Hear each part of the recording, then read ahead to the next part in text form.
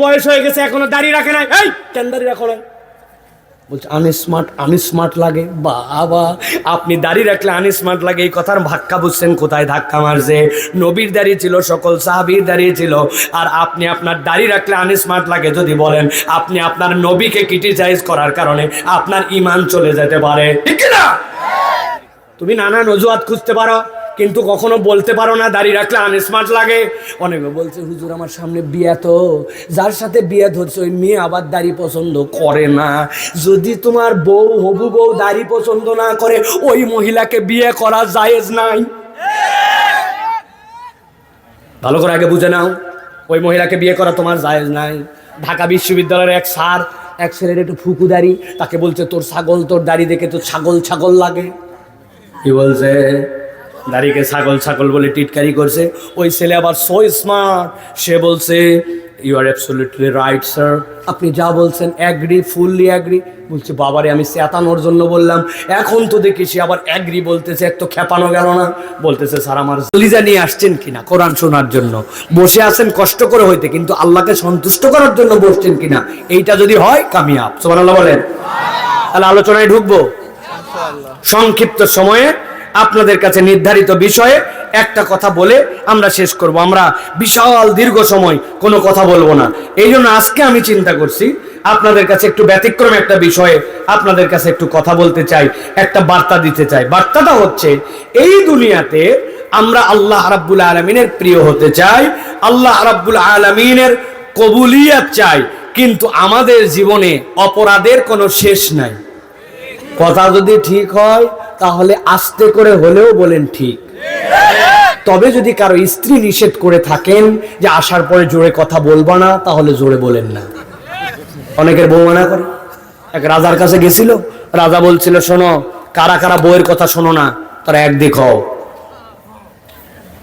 একজন লোক খালি একদিক, বাকি সবাই বলছে ওরা বউয়ের কথা শুনে সব একদিক।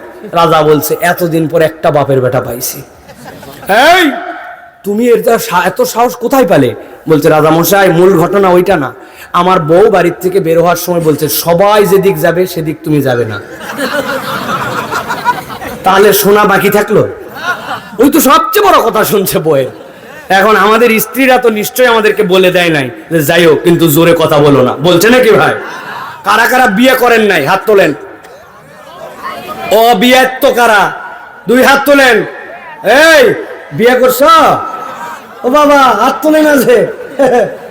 মাশাআল্লাহ, বিয়ে ছাড়া এত লোক। আল্লাহ, এই গভীর রাত্রে যারা আসছে বিয়ের উপযুক্ত হয়েছে তাদের দ্রুত একটা দিনদার, নেককার, সুন্দরী একটা পাত্রের ব্যবস্থা করে দাও। শ্বশুর যেন কোটি কোটি টাকার মালিক হয়, আর বউয়ের যেন কোনো ভাই না থাকে। দোয়া ভালো হয়েছে? পছন্দ হয়েছে? আরে বেকুব, শ্বশুরের সম্পত্তি আমরা খাবো না, আমরা কামাই করে ইনশাআল্লাহ বউকে খাওয়াবো, ঠিক কি না? আল্লাহ সেই রকম তোমাদেরকে যোগ্যতা করে দেখ। বলেন আল্লাহুম্মা আমিন। আল্লাহ একটা আমিন কবুল করে নিলে কপাল ঘুরে গেছে, বিয়ের দাওয়াত দিয়েন। তো হুজুর আপনার তো খুঁজেই পেলাম না। প্রিয় ভাইয়েরা, আল্লাহ রাব্বুল আমিন আমাদেরকে কবুল করুক, আল্লাহুম্মা আমিন। তাহলে আমাদের গুনাহ খাতা আছে, ঠিক কি না ভাই? কিন্তু ওই যে আল্লাহ বলছেন যে আল্লাহ রাব্বুল আলামিন তোমাকে একটু ম্যাচের মতো ঠোকা দিয়া তোমার ঈমানটা জ্বালায়া তোমাকে জান্নাতে নিতে চান। আল্লাহ বলছেন ওই বান্দা তোমার যত অপরাধ হোক, কিন্তু রব্বুল আলামিনের কাছে যদি তুমি ক্ষমা চাও, আর রব যদি তোমাকে ক্ষমা করে দেন, বান্দা তোমার ভয় নাই। আল্লাহ রাব্বুল আলামিন বান্দাকে আযাব দেওয়ার জন্য সৃষ্টি করেন নাই, আল্লাহ মাফ করার জন্য সৃষ্টি করছে। সুবহানাল্লাহ বলেন। আর একটু জোরে বলবেন না?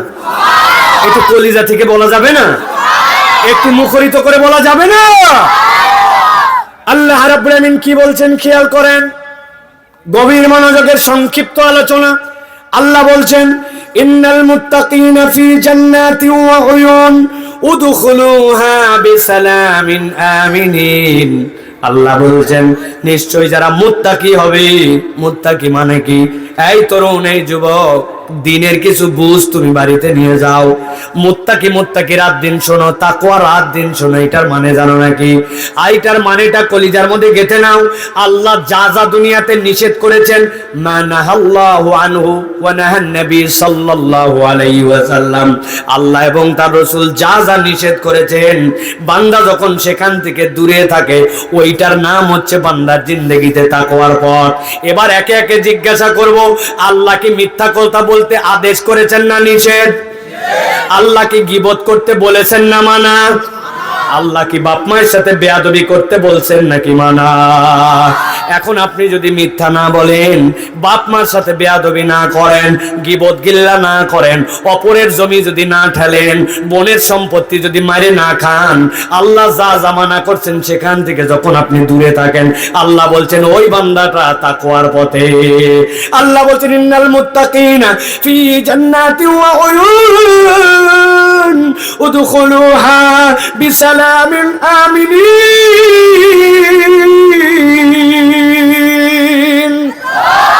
আমার আল্লাহ বলছেন একবার যদি কেউ তাকওয়ার পথে যায়, আল্লাহ তাকে ডাক দিয়ে বলবেন উদখুলুহা বিসালামিন আমিনিন, তুমি আল্লাহর পক্ষ থেকে নিরাপত্তার শান্তির সহ জান্নাতের মধ্যে ঢুকে যাও।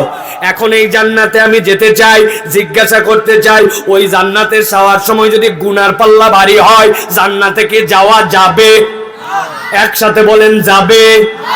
আমার আল্লাহ রাব্বুল আমিন বলছেন, ভালো করে শোনো, আফালা ইয়াতুবুনা ইলাল্লাহি ওয়া ইস্তাগফিরুনাহু ওয়াল্লাহু গফুরুর রহিম। ও আমার কলিজার বান্দারা, আমি তোদের কাছে জানতে চাই, তুই কি ফেরত আসবি না? আফালা ইয়াতুবুন, তুই কি তোর রবের কাছে ফেরত আসবি না? আল্লাহ বলছেন ওয়া ইস্তাগফিরুনাহু, আর তোর রবের কাছে কি একটু ক্ষমা চাইবি না? আল্লাহ বলতেছেন জেনে রাখ, একবার যদি তুই রবের কাছে ফেরত আসিস আর রবের কাছে ক্ষমা চাস, আল্লাহু গফুরুর রহিম, তোর রবকে তুই দয়াময় ক্ষমাশীল হিসাবে পেয়ে যাবি। বান্দা তোর অপরাধ কত, তোর গুনাহ কত, কত পাপ তুই করছিস গোপনে, কত পাপ করছিস কেউ দুনিয়ায় জানে না। আজকে সকাল থেকে তোর আমলনামায় পাপগুলা যদি নিয়ন সাইনের মতো কপাল দিয়ে লেখা হয়ে যেত, বান্দাকে থুতু দেওয়ার জন্য কেউ যেত না, জুতা মেরে বিদায় করে দিত। মুরব্বী, তোমার দেখছি দাড়ি পাকা, কিন্তু তোমার সামনে দিয়ে একটা মহিলা চলে যাওয়ার পরে তোমার দিলে যা যা উদয় হয়েছে বাহিরে দেখা যায় না, কিন্তু এই খবর আল্লাহ জানে কিনা? আমার আল্লাহ বলতেছেন, এই জন্য বান্দা আমি তোমাকে বললাম, কুল ইয়া ইবাদিয়াল্লাযীনা আসরাফু আলা আনফুসিহিম লা তাকনাতু মির রাহমাতিল্লাহ। ও আমার বান্দা, যত অপরাধ তুই করে থাকিস না কেন, যত বাড়াবাড়ি করিস না কেন, আসরাফু মানে তুই বাড়াবাড়ি করছিস। আল্লাহ যা করতে বলে নাই হেডাম দেখায়া, পণ্ডিতি দেখায় তুই বাড়াবাড়ি করছিস। আমার আল্লাহ বলছেন যতই বাড়াবাড়ি কর আর যতই তুই অবাধ্যতা কর, লা তাকনাতু মির রাহমাতিল্লাহ, আল্লাহর রহমত থেকে নিরাশ হোস না। ইন্নাল্লাহা ইয়াগফিরুয যুনুবা জামিআ, ইন্নাল্লাহা হুয়াল গফুরুর রহিম। আল্লাহ বলছেন তোর গুনাহ কত, আল্লাহ সব ক্ষমা করে দিতে পারেন, জন্য আল্লাহ গফফার। সুবহানাল্লাহ। তাহলে আমাদের মাপ পাওয়ার সুযোগ আছে না নাই? কথা বলতে হবে, আছে না নাই? 40-এর নিচে যারা, তারা বলো আছে না নাই? আল্লাহ এবার বলছেন নবীজি আপনি এবার জানান রব্বুল আলামিনের কাছ থেকে বার্তা নিয়া, বান্দা যদি ক্ষমা পেতে চায় অনেক উপায় আছে, কিন্তু আমি কোরআন সুন্নাহর আলোকে আপনাদের কাছে বলতে চাই, একটা বান্দা যদি ক্ষমা পেতে চায় তাহলে তার জন্য কমসে কম 5টা উপায়। একসাথে বলবেন উপায় কয়টা? মহিলার আওয়াজ শুনতেছে? হ্যাঁ শুনতেছে? ও আর শুনতেছে না। মহিলারা কি করে জানেন? আসছে, আসার পরে দেখে একটা ছোট বাচ্চা, তারপর মায়ের জিজ্ঞাসা করছে কে তুই রে? বলছে আমি তসলিমা। তোর ছোট দেখছি, তোর বেটি হচ্ছে। এই যে গল্প জুড়িছে তসলিমার বেটির সাথে, ও আজ খেতাপুরি আছে কি না? এমন গল্পের গল্প, ওয়াজের সাথে ওনার কোনো সম্পর্ক নাই। মা বোনেরা, এইরকম হলে চলবে না। শীতের রাত, কঠিন রাত, এই রাত্রে আল্লাহর জন্য আসছেন, ওয়াজগুলা অন্তত বাড়িতে নিয়ে যাওয়া লাগবে, ঠিক না? বগুড়া অঞ্চলে আরেকটা কালচার আছে, আমি এখন পর্যন্ত এই জন্য বলি এই এলাকার ওয়াজ আমি শিখি নাই, কারণ এই এলাকার ওয়াজ ভিন্ন। খানিকক্ষণ গজল, খানিকক্ষণ গরম, খানিকক্ষণ নরম, এরপরে খানিকক্ষণ কৌতুক, খানিকক্ষণ বিনোদন, খানিকক্ষণ আজান। বাড়ির যাওয়ার পরে বলছে একটা বক্তা আসছিল, ফাটে ফেলছে। কি করছে? বউ জিজ্ঞাসা করছে কি ফাটালো? বলছে তা বলতে পারবো না, কিন্তু ফাটাছে। এই ফাটাফাটি বক্তা আমি না। এই জন্য আমার কথা আপনারা বেশি পছন্দ করেন না আমি জানি, কিন্তু আস্তে আস্তে আমাদেরও শ্রোতা তৈরি হচ্ছে, কিনা আছে না ভাই? ইয়াংরা এখন বুঝতেছে যে এটা আসলে রঙ্গমঞ্চ নয়, এখান থেকে একটা বার্তা নিয়ে যেতে হবে। এই জন্য আল্লাহর দয়ায় আমাদেরও শ্রোতা তৈরি হচ্ছে, ঠিক কিনা? ভালো করে খেয়াল করেন তাহলে, একসাথে বলতে হবে। এবার হাতগুলা নিচের দিকে নামান, 5টা আঙ্গুল এরকম করে রেডি করেন। আমি জিজ্ঞাসা করব আল্লাহর কাছে ক্ষমা লাভের উপায় কয়টা? হাত তুলে বলবেন 5টা। কয়টা? সব হাত ওঠে নাই, হাত নামান, একসাথে সবাইকে উঠান লাগবে। আল্লাহর কাছে ক্ষমা লাভের উপায় কয়টা? আরেকটা চান্স দিলাম মা বোন সহ। কি হলো ভাই? কিসের অসুখ আন্দাজ? ভালো হয়ে যাবে ইনশাল্লাহ। কিসের অসুখ আন্দাজ? একসাথে হাত তুলতে পারবেন? নামান। আমার চোখ কিন্তু সাংঘাতিক, যদিও আমার অ্যাক্সিডেন্টের পরে এই চোখের উপর দিয়ে বিরাট ঝড় গেছে, এটা পুরো আলাদা হয়ে গেছিল। আল্লাহ আবার এত দ্রুত ভালো করে দিয়েছে, আলহামদুলিল্লাহ। এই জন্য একসাথে সবাই হাত তুলবেন। আবার লাস্ট চান্স দিলাম, আল্লাহর কাছে ক্ষমা লাভের উপায় কয়টা? আরেকবার দিলাম, শেষ চান, হাত নামান। কয়টা? এটা বলতেছি কি জন্য ভাই? রাগ করেন না, এই ওয়াজটা যেন বাড়ির যায়, এই জন্য এত পরিশ্রম। তাছাড়া এত পরিশ্রম করে ওয়াজ করা লাগে না। 1 নম্বরে গভীর মনোযোগ, খেয়াল করেন। 1 নম্বরে আল্লাহর কাছে ক্ষমা লাভের জন্য আল্লাহ বলছেন, বান্দা তোমার শর্ত নম্বর 1, ঈমান এবং তোমার জন্য নেক কাজ লাগবে। 1 নম্বরে ঈমান ও নেক কাজ। বলেন, আরেকবার বলেন, আরেকবার বলেন। আল্লাহ রাব্বুল আলামিন বলছেন 48 নম্বর সূরা, সূরাতুল ফাতহ এর 29 নম্বর আয়াতে, ওয়াদাল্লাহুল্লাযীনা আমানু ওয়া আমিলুস সলিহাতি মিনহুম মাগফিরাতান ওয়া আজরান আযীমা। আমার আল্লাহ রাব্বুল আলামিন বলছেন, আল্লাহ রাব্বুল আলামিন তোমার সাথে ওয়াদা করতেছেন। কথার ওজন বোঝেন, ভালো করে বুঝেন। আল্লাহ বলছেন ওয়াদাল্লাহু, এই ওয়াদার ফাইল হচ্ছেন আল্লাহ। আল্লাহ তোমার সাথে ওয়াদা করতেছেন। আল্লাহু আকবার। আব্বা বাড়িতে আসার সময় আমার জন্য একটা চিপস আনবে। ঠিক আছে বাবা, ঠিক আছে। কিন্তু বাড়িতে যাওয়ার সময় ওয়াদা করছেন, ভুলে গেছেন। বলছেন বউ এবার খালি বেতন পাই তোমার জন্য বেনারসি লাল শাড়ি, কিন্তু বেতন পাওয়ার পর এদিক ওদিক খরচ করতে করতে ভুলে গেছেন। বাবা তুই 5-এ খালি ভালো রেজাল্ট কর, তোকে একটা সাইকেল কিনে দিব। কিন্তু আব্বা 8 পাস হয়ে গেল, এখন পর্যন্ত সাইকেল দিল না। বাপ মা এরকম ওয়াদা করে, কতকগুলা রাখতে পারে আবার কতকগুলা রাখতে পারে না। আমার আপনার জীবন এরকম হয় কিনা? কিন্তু আল্লাহ বলছেন, বান্দা ইন্নাকা লা তুকলিফুল মিয়াদ, আমার রব কখনো প্রতিশ্রুতির ব্যতিক্রম করেন না।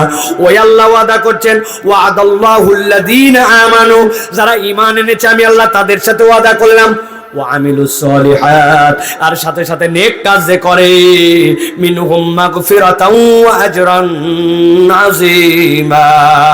আল্লাহ বলছেন আমি রব্বুল আলামিন তার জন্য মাগফিরাত দিব, ওয়া আজরান আযীমা, আর তার জন্য আমি বিশাল বড় প্রতিদান দিব। তাহলে শর্ত একটা হচ্ছে, ক্ষমা লাভের জন্য ঈমানটাকে আপনার বিশুদ্ধ করা লাগবে, ঠিক না? অনেক লোক আছে আমল বিশাল বড়, কিন্তু ঈমান ঠিক নাই। ঈমান বেচা কিনা করছে ওই যে আপনাদের মহস্থানে ভটভটির মধ্যে যাচ্ছে। আমি বেকায়দায় পরে একবার বহু আগে ভটভটিতে উঠছিলাম, বগুড়া অঞ্চলে বিশাল অবরোধ, মাহফিলে যাব। দেখি কি এক পরিবারের 10-12 জন যাচ্ছে। বললাম চাচা এত আনন্দ করে এই অবরোধের মধ্যে কোথায় ছুটলেন? বলছে আমরা মহস্থানে যাচ্ছি। কি জন্য? বলছে এই যে আমার নাতি ছেলে কথা বলতে পারে না। আমি বললাম ওখানে বড় ডাক্তার আছে নাকি? বলছে না রে বাবা, আমার বেটার বউ মান্যত করছে 21 কেজি ক্ষীরের পায়েস, ওই পায়েস দেওয়ার জন্য যাচ্ছি। আমি বললাম এটা দিলে কি হবে? বলছে নাতি কথা বলবে। বললাম সাংঘাতিক ব্যাপার তো, মহস্থানে ক্ষীর দিলে নাতি কথা বলে কি জন্য? তার মানে কি মহস্থানের আউলিয়া কথা বলায়? বলছে ধুরু পাগলা চ্যাংরা, মহস্থানের আউলিয়া কথা বলাবে কেন? উনি বড় আল্লাহর ওলি। বললাম আমিও তো স্বীকার করি উনি বড় আল্লাহর ওলি। বলছে উনার কাছে যায় মান্যত দিলে উনি খুশি হয়, উনি খুশি হলে আল্লাহ খুশি হয়। আল্লাহ দেয় কিন্তু একটু বাবা মহস্থানের মাধ্যম দিয়ে দেয়। আপনার যদি এই ঈমান থাকে, আপনার ঈমান আর আবু জেহেলের ঈমানে পার্থক্য নাই। ভালো করে বোঝেন, আগে কথাবার্তা বুঝবেন না, ভালো করে বোঝেন। আবু জেহেলকে জিজ্ঞাসা করছে আম্মাই ইয়ামলিকু সামা ওয়াল আবসার, এই আবু জেহেল তোর চোখ দিছে কে, তোর কান দিছে কে? বলছে সায়াকুলুন আল্লাহ, আল্লাহ দিছে আমাকে। বলছে তাই নাকি? তাহলে এবার জিজ্ঞাসা করি তো মাইয়ার যুকুকুম মিনাস সামাই ওয়াল আরদ, আসমান জমিন থেকে আবু জেহেল তোর রিজিক দেয় কে?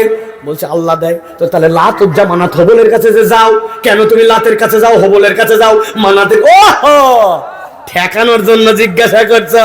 তাহলে উত্তর শোনো। আল্লাহ জুমারের মধ্যে বলতেছেন, সূরা জুমারের মধ্যে লিয়ুকাররিবুনা ইলাল্লাহি যুলফা, লাত উজ্জা হবল মানাত কিচ্ছুই করতে পারে না। আমরা যাই এই জন্য, লাত আল্লাহর প্রিয়, ওর কাছে দিলে ও খুশি হয়, ও খুশি হলে আল্লাহ দেয়। মানাত আল্লাহর প্রিয়, অসুস্থ হলে তার কাছে মান্যত দিলে সে খুশি হয়, সে খুশি হলে আল্লাহ খুশি হয়। আল্লাহ ভালো করে লাতের মাধ্যম দিয়ে, মানাতের মাধ্যম দিয়ে, হবলের মাধ্যম দিয়ে। আল্লাহ বলছেন যতই বতই বলো আল্লাহ রিজিক দেয়, আল্লাহ খাওয়ায়, আল্লাহ পড়ায়, তোমার ঈমান হয় নাই, ওয়াহুম মুশরিকুন। এখন আপনি এত বড় দাড়িওয়ালা, পাঞ্জেগানা মুসল্লি, কিন্তু বিপদে পড়লে ঈমান বিক্রি করে আপনি মহস্থানে যান, বিপদে পড়লে আপনি ইন্ডিয়ায় যান, বিপদে পড়লে আপনি শাহজালালে দৌড়াদৌড়ি করেন। আপনার ঈমান আর আবু জেহেলের ঈমানে পার্থক্য নাই। হাসর নাসর কিন্তু একসাথে হতে পারে। ঈমান বুঝেন? এই জন্য আপনাকে বুঝতে হবে আপনার ঈমানের মূল্য কত। এই জন্য মুফাসসিরিনে কেরাম ব্যাখ্যা করেছেন, দুনিয়াতে আল্লাহর কাছে বান্দার আমলের কখনো পরিমাপ হবে না, আমলের ওজন হবে। বলেন কি হবে? কথা বললেন না, কি হবে? পরিমাপ না ওজন। কেমনে? একটু মিলান। আপনার এলাকায় হাওয়াই মিঠা আছে, চেনেন? কি বলে ভাই, শনপাপড়ি না হাওয়াই মিঠা? ওই যে লাল লাল আগে খাইতাম, কাঁচের ইয়ার মধ্যে ঢিন ঢিন ঢিন ঢিন ঢিন করে বিক্রি করতে, আছে না? ওটার আবার ঢাকাতে আমার মেয়েরা দেখি আধুনিক নাম বলে কটন ক্যান্ডি। ওরে বাবা, ইংরেজিতে নাম দিছে ওটা আবার তুলার ক্যান্ডি। বাবা, আমরা সারা জীবন হাওয়াই মিঠাই করলাম। আপনার একটা ঘর আছে, ওই ঘরটা 20 ফিট বাই। বিরক্ত হচ্ছেন ভাই?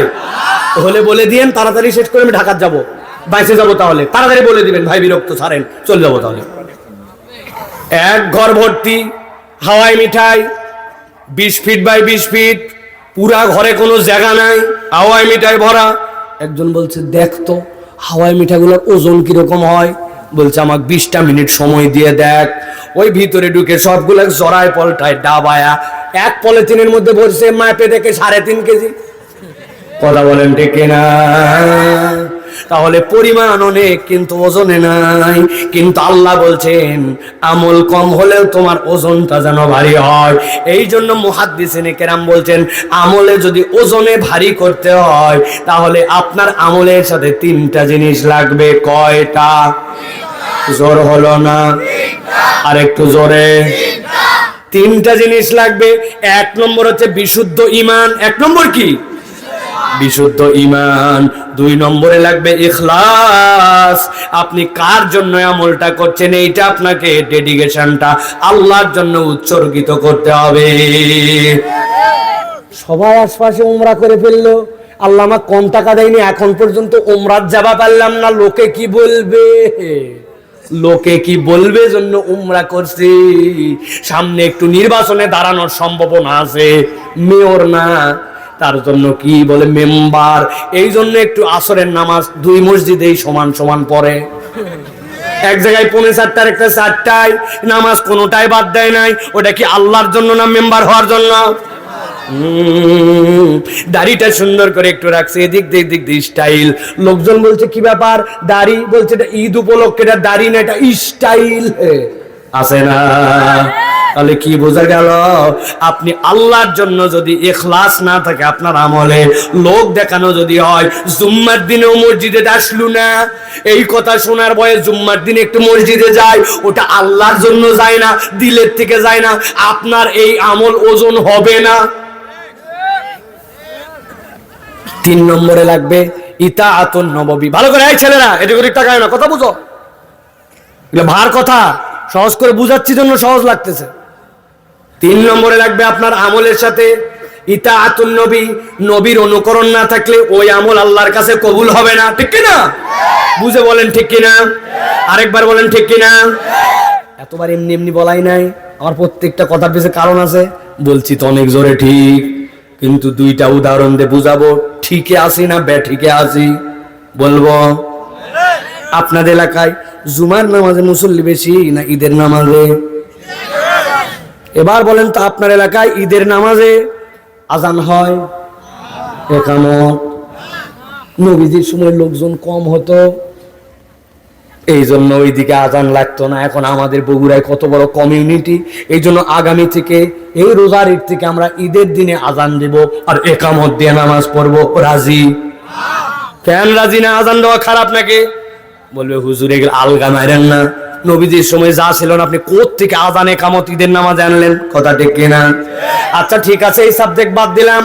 নবীজি সাল্লাল্লাহু আলাইহি সাল্লাম মাসুম ছিলেন, সাহাবায়ে কেরাম আদুল ছিলেন, নবীজির গুনাহ নাই। সাহাবায়ে কেরাম তো আল্লাহর পছন্দনীয় মানুষ, তাদের গুনাহ খাতাই নাই। উনারা জুমার দিনে এই জন্য নামাজের মধ্যে সিজদা দিতেন 2টা। আপনাদের কাছে জিজ্ঞাসা করব, সিজদা দেওয়া ভালো না খারাপ? একটু আস্তে বলেন, ভালো না খারাপ? আমাদের গুনাহ কম না বেশি? সাহাবীদের তুলনায় আমাদের গুনাহ বেশি, আবার সিজদা দেওয়া ভালো কাজ।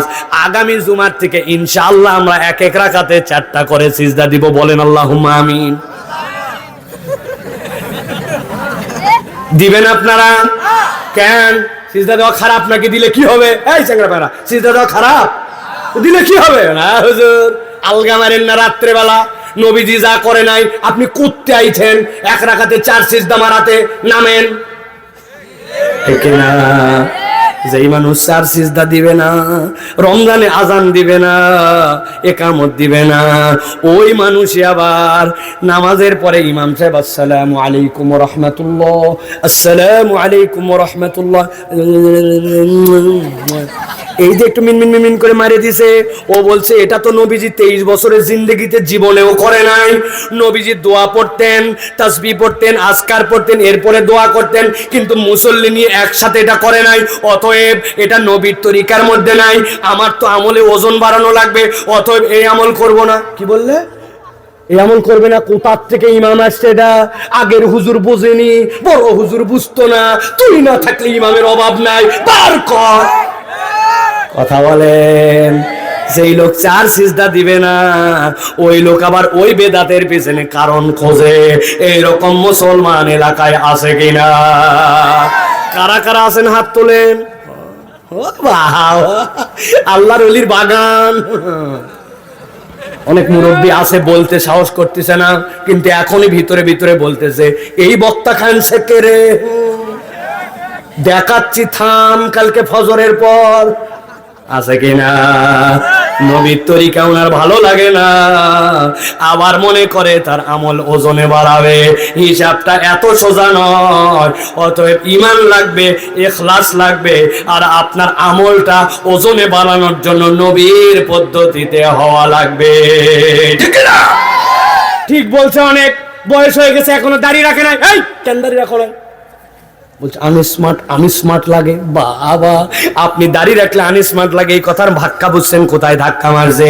নবীর দাড়ি ছিল, সকল সাহাবীর দাড়ি ছিল, আর আপনি আপনার দাড়ি রাখলে আনস্মার্ট লাগে যদি বলেন, আপনি আপনার নবীকে ক্রিটিসাইজ করার কারণে আপনার ঈমান চলে যেতে পারে, ঠিক না? তুমি নানান অজুহাত খুঁজতে পারো, কিন্তু কখনো বলতে পারো না দাড়ি রাখলে আনস্মার্ট লাগে। অনেকে বলছে হুজুর আমার সামনে বিয়া, তো যার সাথে বিয়া ধরছে ওই মেয়ে আবার দাড়ি পছন্দ করে না। যদি তোমার বউ, হবু বউ দাড়ি পছন্দ না করে, ওই মহিলাকে বিয়ে করা জায়েজ নাই। ভালো করে আগে বুঝে নাও, ওই মহিলাকে বিয়ে করা তোমার জায়েজ নাই। ঢাকা বিশ্ববিদ্যালয়ের এক স্যার এক ছেলের একটু ফুকু দাড়ি, তাকে বলছে তোর ছাগল তোর দাড়ি দেখে তো ছাগল ছাগল লাগে। কি বলছে? দাড়িকে ছাগল ছাগল বলে টিটকারি করছে। ওই ছেলে আবার সো স্মার্ট, সে বলছে you are absolutely right sir, আপনি যা বলছেন অ্যাগ্রি, ফুললি অ্যাগ্রি। বলছে বাবারে আমি চেতানোর জন্য বললাম, এখন তো দেখি সে আবার অ্যাগ্রি বলতেছে, এক তো খেপানো গেল না। বলতেছে স্যার আমার যা আপনি তো তাই বলছেন, কিন্তু আমার একটা কথা আছে, সাহস দিলে আপনাকে বলতে চাই। বলছে বল বাবা বল, কি কথা? বলে আমার ছাগলের মতো দাড়ির জন্য আমাকে ছাগল ছাগল লাগে, কিন্তু আপনাকে দেখতে কুত্তা কুত্তা লাগে। কুত্তার মুখে দাঁড়িয়ে আছে, হ্যাঁ তাহলে কুত্তার মতোই তো লাগবে। কথা ঠিক কিনা? অতএব বলবো ভাই, ছোট রাখো আর বড় রাখো, আপাতত দাড়িটা অন্তত রেখে দাও। এক নম্বর, তাহলে আল্লাহর কাছে যদি ক্ষমা চাইতে হয় তাহলে কি লাগবে? এক নম্বর লাগবে ঈমান এবং নেকামল। বলো কি লাগবে? নেকামল বাড়াতে হবে ভাই। বাইকটা চালাচ্ছ, এলোমেলো কত চিন্তা মাথায় আসে। বাইক চালাচ্ছ আর পড়তেছো সুবহানাল্লাহি ওয়া বিহামদিহি, সুবহানাল্লাহিল আযীম, সুবহানাল্লাহি ওয়া বিহামদিহি, সুবহানাল্লাহিল আযীম।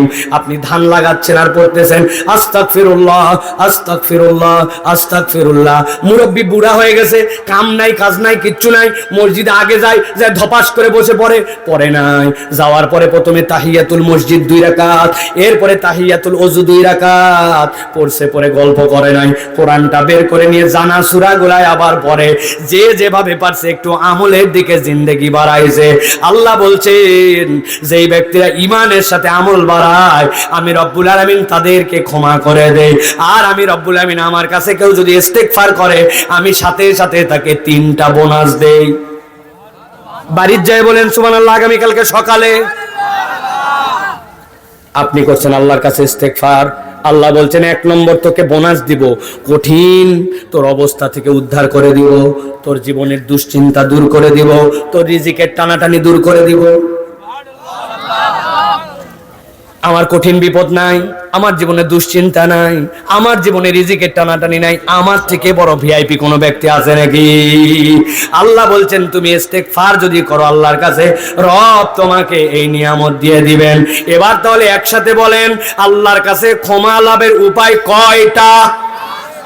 কয়টা বলছি? কয়টা বাকি আছে? কয়টা চলবে? চলবে চলেন তাহলে 2 নম্বরে সংক্ষেপ করে বলবো এখন, আর দীর্ঘ দিকে যাব না। 2 নম্বরে আল্লাহ বলতেছেন কেউ যদি আল্লাহর কাছে ক্ষমা পেতে চায় আল্লাহর কাছে বান্দাকে উইলিংলি ক্ষমাটা চাওয়া লাগবে। আল্লাহর কাছে চাইতে হবে, আমার কথা নয়। সূরা নিসা 110 নম্বর আয়াত আল্লাহ বলছেন ওয়া মাইয়ামাল সুআন আও ইয়াজলিম নাফসাহু সুম্মা ইয়াস্তাগফিরিল্লাহ ইয়াজিদিল্লাহ গফুরার রহিমা।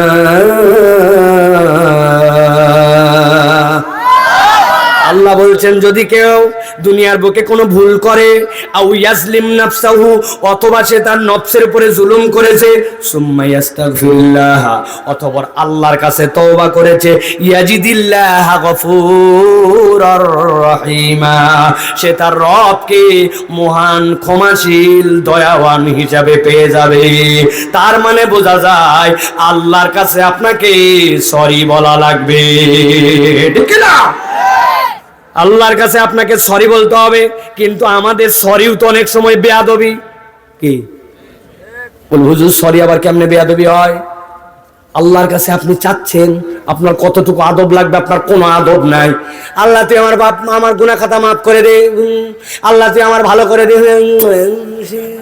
আছে না? 2 মিনিট কাই মনোবাক্যে আল্লাহর কাছে চায় না। আমার আব্বা একটা উদাহরণ দিতেন।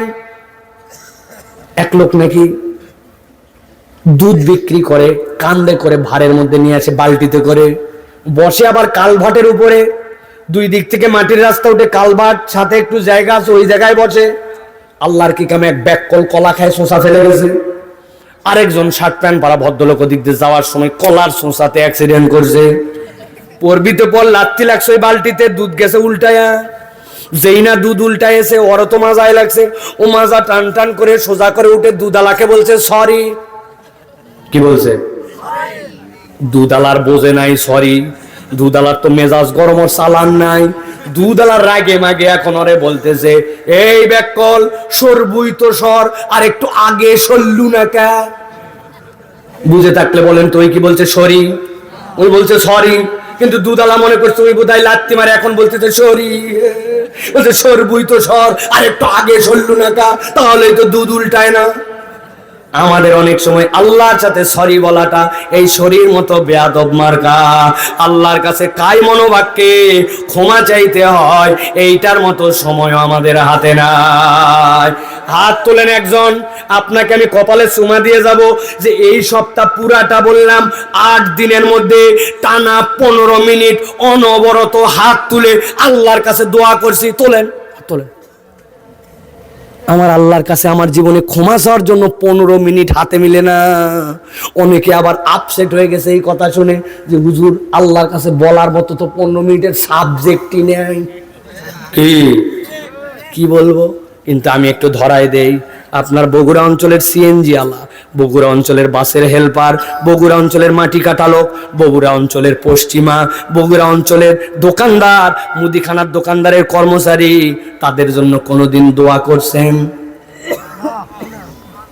সিএনজি আলার জন্য দোয়া করবো কেউ কি আমার ভাই হয়? কিন্তু আল্লাহ যে সিএনজি চালায় তাকে হেদায়েত দাও। আল্লাহ যে বাসের ড্রাইভার হেল্পার অধিকাংশই নেশাখোর হয়ে যাচ্ছে, নামাজ কালাম পড়ে না, ওদেরকে হেদায়েত দাও। আল্লাহ মুদিখানার দোকানদার, ও তো আল্লাহ তোমার দিক থেকে গাফেল হয়ে দোকান খোলায় রাখে, জোহর আসর নামাজে যায় না, আল্লাহ তাকে হেদায়েত দিয়ে দাও।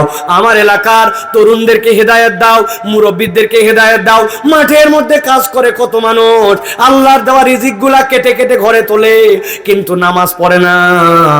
আই রব তাদেরকে হেদায়েত দাও। চোখের পানি ভাসায়া আপনি 15 মিনিট ধরে সাবজেক্ট খুঁজে খুঁজে আল্লাহর জন্য দোয়া করছেন। সব বাদ দিলাম, আপনার একটা ছেলেকে আপনি ভালো মানুষ বানাতে চান, সিজদার মধ্যে যে নফল নামাজে তাহাজ্জুদে 10 মিনিট চোখের পানি ভাসায় দিয়েছেন, আল্লাহ আমার ছেলেকে আলেম বানাও, হাফেজ বানাও, কবুল করে নাও, তাকদীরের খারাপ দিক দূর করে দাও। আল্লাহ দিবি না কেন? তুই যদি ইমাম বুখারী বানাতে পারিস, ইমাম মুসলিম বানাতে পারিস, আমার সন্তানটাকেও আল্লাহর ওলি হিসাবে কবুল করে নাও। নিজের সন্তানের জন্য, পরিবার জন্য, নিজের জীবনে বরকতের জন্য সিজদায় যে 5 মিনিট দোয়া কখনো আমরা করতে পারি না। ভাই ভালো করে খেয়াল করেন, আল্লাহ বলছেন আমি ক্ষমা করে দিতে চাই, কিন্তু তার জন্য তোমাকে চাইতে হবে। অনেক ছেলেপেলের চেহারা দেখে বুঝতেছি তালেব ইলম। তুমি আমি তো এক লাইনের মানুষ। তুমি কয়দিন আল্লাহর কাছে যায় 10 মিনিট ধরে চোখের পানি বের করে চোখগুলা ভার হয়ে গেছে এরকম করে তাহাজ্জুদ এলাকার জন্য দোয়া চাও? আরে নিজে যেন ভালো আলেম হতে পারে তার জন্য কোনোদিন দোয়া করছো? কানতে কানতে নিজের জামা স্ত্রী যেন ঠিক থাকে, টুপির ঠাটবার যেন ঠিক থাকে, আধুনিক স্টাইলে যেন চলতে পারি, পাগড়িটা যেন ঢাকার অমুক শিল্পীর মতো বানতে পারি, প্রচেষ্টার কোনো শেষ নাই। কিন্তু আল্লাহর কাছে কবুল হওয়ার জন্য যে সিজদায় পড়ে থাকা লাগে, এইটা আমাদের কোনো টার্গেটের মধ্যে নাই। কে কিতাব বুঝি না, হুজুরের দোয়া করেন, এই দোয়ায় কাম হবে না, এটা রেডিমেড দোয়া, দেখা হলেই বলা এটা ঢং, আবার পিছনে যায় সমালোচনাও করে, কত ভাব দেখছি, কিছুই না, চুনাপুটি চুনাপুটি, কিন্তু সমালোচনায় 100। খবরদার, নিজের জীবন বদলাইতে চাইলে অপরের সমালোচনা নয়, আগে নিজের আত্মসমালোচনা লাগবে। আমার কথা আপনার নাও পছন্দ হতে পারে, কিন্তু আমি আপনার ভাই হিসেবে কথা বলতেছি, বক্তা হিসেবে না। আপনি যদি আল্লাহর কাছে ক্ষমা চান তাহলে রব্বুল আলামিন আপনাকে ক্ষমা করবেন। ভাই আরেকটু বলবো ভাই? অবশ্যই। 3 নম্বরে আল্লাহ বলতেছেন যদি আল্লাহর কাছে ক্ষমা চাও, যদি আল্লাহর কাছে ক্ষমা ভিক্ষা চাওয়া নিমান এবং নেকামল করো, 3 নম্বর তোমার দায়িত্ব হচ্ছে তুমি যদি আল্লাহর কাছে কবুল হতে চাও তাহলে রব্বুল আলামিনের কাছে তুমি তওবা করো। কথা হলো তওবা আবার কি জিনিস? তওবার 2টা মানে মনে রাখবেন, একটা হচ্ছে ফেরত আসা আর একটা হচ্ছে ভাঙা সম্পর্ক জোড়া লাগানো। তওবা মানে এরকম কথা নয় পাপ করেই যাব কিন্তু আমার অনুশোচনা নাই। আপনি আল্লাহর কাছে অনুশোচনা করেছেন, প্রতিজ্ঞা করেছেন ভবিষ্যতে করবেন না, আর এখন আল্লাহর কাছে কায় মনোবাক্যে বলছেন এই তওবা যদি কেউ করে আল্লাহ তাকে অটোমেটিক মাফ করে দেন। আল্লাহ কোরআনে বলছেন ওয়া হুয়াল্লাযী ইয়াকবালুত তাওবাতা আন ইবাদিহি ওয়া ইয়াফু আনিস সাইয়্যাত ওয়া ইয়ালামু মা তাফআলুন। 42 নম্বর সূরা সূরার 25 নম্বর আয়াতের মধ্যে আল্লাহ বলছেন বান্দা ভালো করে বুঝ, ওয়া হুয়াল্লাযী ইয়াকবালুত তাওবা, একবার যদি তুই ফেরত আসিস আর অনুশোচনা নিয়ে আসিস আল্লাহ কবুল করেন তওবা আন ইবাদিহি, তার বান্দা থেকে, ওয়া ইয়াফু আনিস সাইয়্যাত, তার যত গুনাহ সবগুলো আল্লাহ মাফ করে দেন।